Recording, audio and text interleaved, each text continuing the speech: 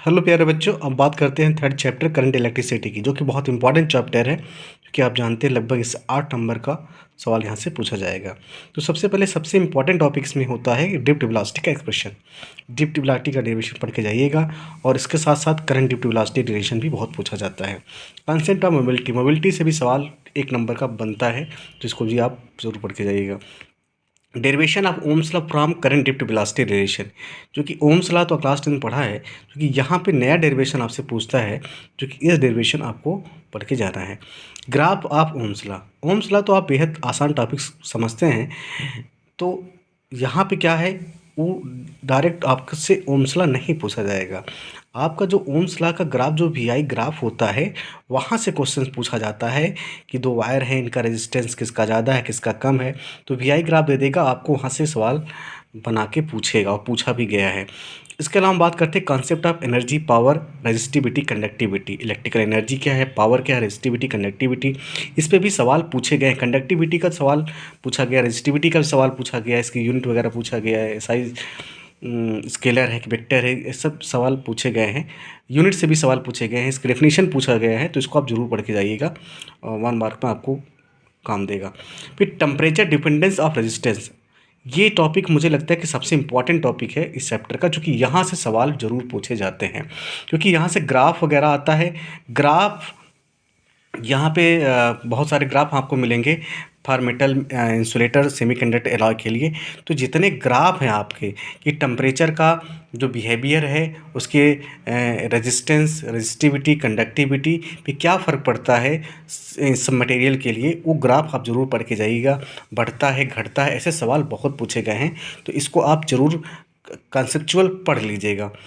फिर all the graph related to cells, cell के 3-4 graph हैं, तो जो 3-4 मेन ग्राफ आपके हैं उसको आप ज़रूर स्टडी करके जाइएगा, क्योंकि अगर वी ग्राफ पूछता है सेल का, तो आप डायरेक्टली वही स्ट्रेट लाइन बना देते हैं, लेकिन वहाँ पे आप ध्यान रखना सेल का, सेल कह रहा है, तो वी ग्राफ का जब आप सेल के लिए बनाएंगे तो उसका ग्राफ दूसरा बनता है, क्योंकि बच्चे यहाँ पे ज़रूर गलती करते आते हैं।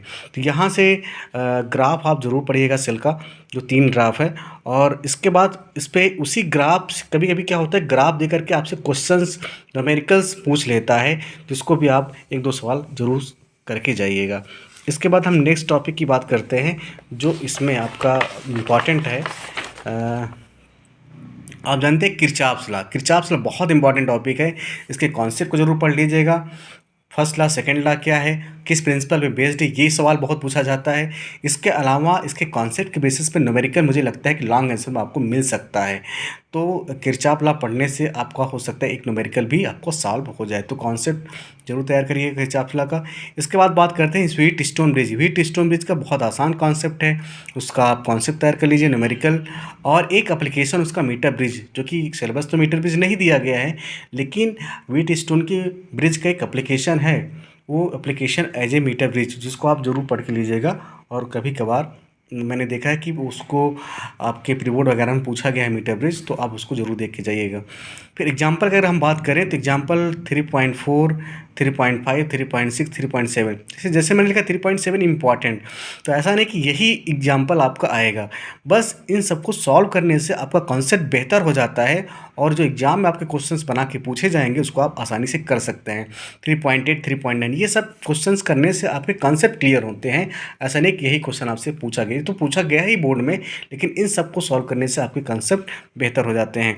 एक्सरसाइज की बात करते हैं तो 3.1 से लेकर 3.13 तक पूरे सॉल्व कर लीजिएगा। फिर 3.16, 3.9 और 3.20 और 3.21 जरूर देख के जाइए। मुझे लगता है 3.19 है, जो कि गलती से 3.9 हुआ है, तो 3.19, 3.20, 3.21 जरूर क्वेश्चन को सॉल्व करके जाइएगा। Thank you.